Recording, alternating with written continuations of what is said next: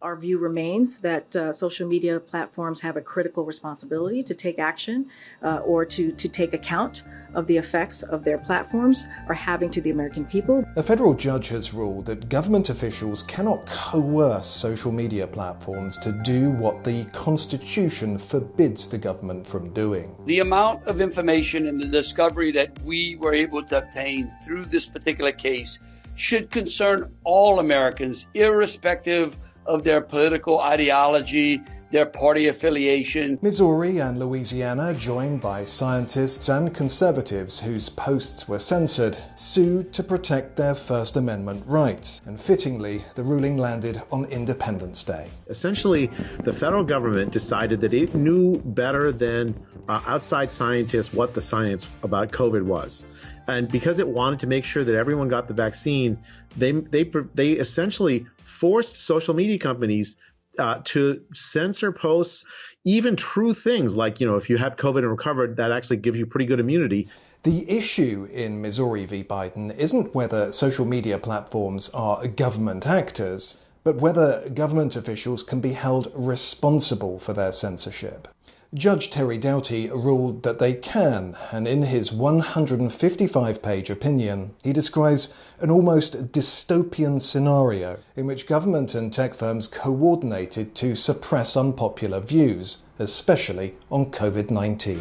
And lo and behold, the only speech they're silencing is conservative voices. In his ruling that was handed down yesterday, he described the censorship effort as almost like the Ministry of Truth from Oceana in the George Orwell novel. There is no loyalty except loyalty to the party. There is no love except love of Big Brother. So how did it play out? Well, during the pandemic, government officials and public health agency leaders held bi-weekly meetings with tech companies over how to curb the spread of misinformation. There's about 12 people who are producing 65% of anti-vaccine misinformation on social media platforms.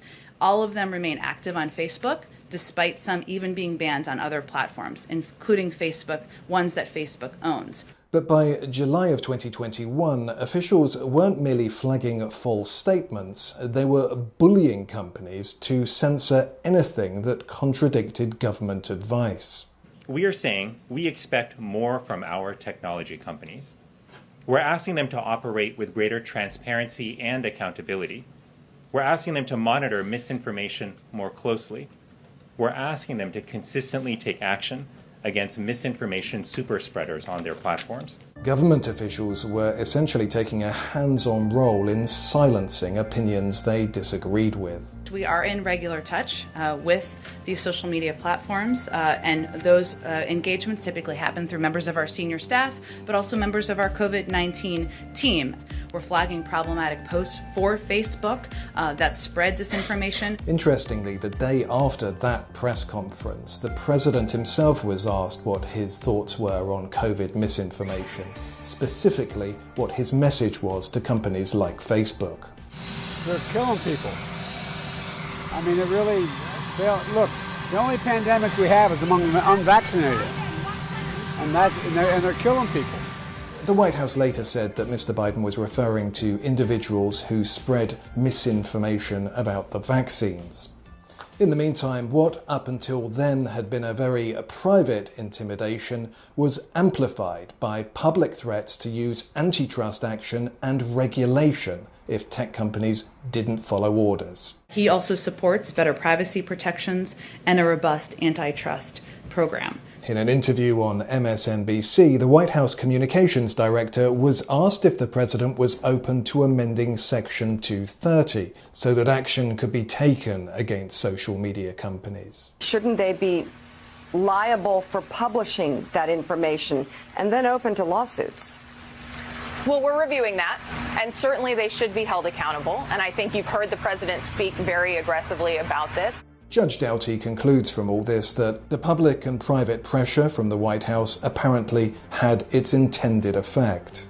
He goes on to point out that all 12 members of the disinformation dozen were censored, and pages, groups, and accounts linked to them were removed. We disagree with the decision. I'll leave it there, and I'm going to let DOJ move forward with their evaluating process. The link between government and private censorship at its behest isn't well defined in law, so Missouri v. Biden could be a major test case. What is certain is the plaintiffs are doing a public service by teeing up whether government can use the cover of private business to silence views it dislikes. They essentially use their vast power to violate the American First Amendment with impunity during the pandemic, and I'm thrilled by this new ruling by the judge.